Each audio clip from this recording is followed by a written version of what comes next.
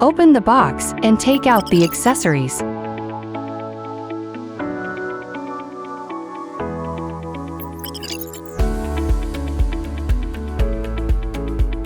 Before use, make sure to open the instruction manual and read the precautions. Try to place the station as close to the window as possible to prevent people or animals from being tripped over by the compound cable. Press and hold the power button for more than 2 seconds, and the station power indicator light will come on.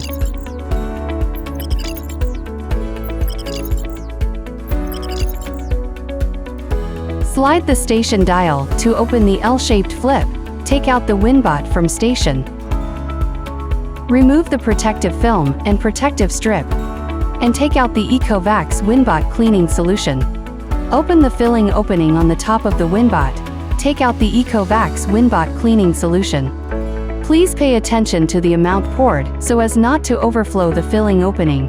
Before starting the cleaning, it is recommended to manually moisten the wiping pad and wring it dry. Attach the wiping pad to the Velcro at the bottom of WINBOT, then press it firmly to ensure it sticks securely. This chapter ends here. Thank you for watching.